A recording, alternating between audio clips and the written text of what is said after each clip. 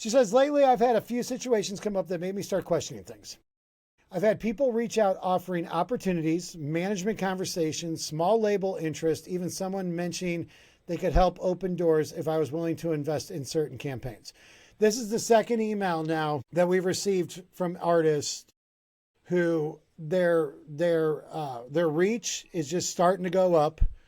They have little to minimal impact in the industry, but they're starting to get some people coming in, indie labels, people talking about management deals, and there's always money that needs to be paid. There's always a monthly retainer that they want, and they believe in you so much. Red flag, run. She says none of it has been outright shady, but none of it has been clearly defined either. It's a lot of vague language, a lot of we believe in you, and not a lot of specifics. Okay, well, right there should be your warning sign to run.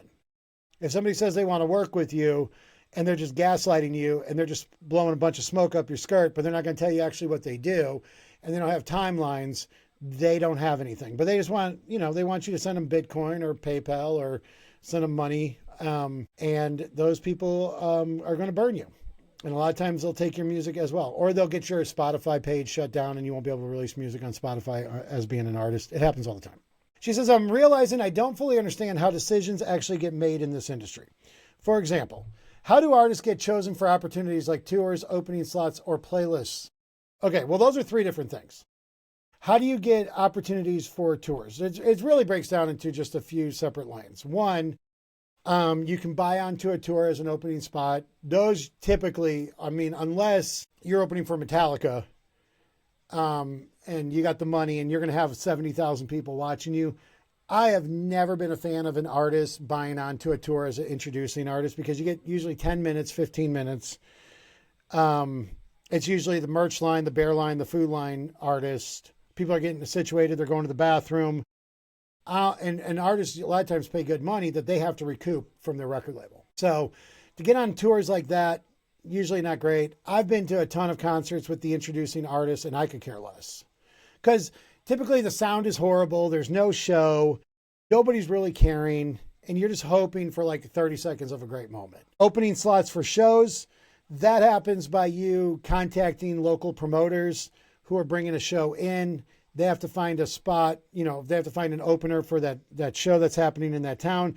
Typically the way that works is they want you to, sell 50 tickets, 100 tickets, whatever. You don't get a cut of it. Maybe sometimes you get $1 or something, but you buy those tickets ahead of time and then you sell them or give them away to your friends.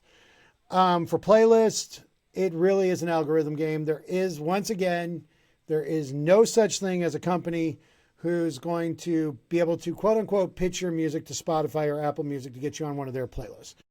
There are people who will put you on a playlist and they'll have 200,000 followers and they're all bot accounts from Nigeria.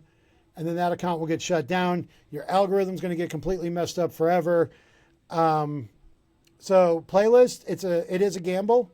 The best way to get playlist placement with Spotify, Apple Music, direct all your fans to Spotify to listen to your music.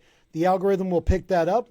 They'll notice a trend and they'll start putting you on smaller release radars. They'll start putting you on smaller playlists if there's enough organic, real human being traffic that goes to it. She says, are relationships truly driving force or is it data and numbers? Nope, relationships are everything. The quality of your life depends on the quality of your relationships. If you don't have any relationships in the music industry, that's fine. But if you have a song goes viral, you'll start having real relationships. You'll start having people, and then you have to decipher. See, everybody wants to go viral. But if you don't have any support, you don't have any backing, you don't have any traction, then if you don't have a team, then you're going to have all these people coming in. And in that moment, while you're going viral and everything's happening, you're going to have to break down and decipher who you can trust and who you can't. It's better to get a team now while you're young who can work with you, that you trust, that they're not charging you a monthly retainer. They're not doing any of this shady stuff. They actually have a plan. It's not an overnight plan. It's a long drawn out plan. And then if you do pop and you do go viral, you're going to have some gatekeepers in place to protect you from the people who are going to come in and try to steal everything, and they'll try to screw you over. Happens all the time. What happens after you have the relationships is, they want to see your numbers. They want to see the data. You could be a great person, and everybody in the industry knows somebody like this. They're a great person. You try to help them out, it just doesn't click. It's just what it is. Usually those people go on to do other amazing things in the industry. They might become a manager, they might become a songwriter, producer, whatever. I know a lot of producers in town, they had bands, they were signed to deals, and it didn't work out. But then they became producers, and they've 10x their entire lives by being producers. And they use that talent, and they use what they learned as being an artist who didn't succeed, getting dropped, having bad tours, and they kind of help the artists they're producing. So it begins with relationships, and then it goes into data and numbers.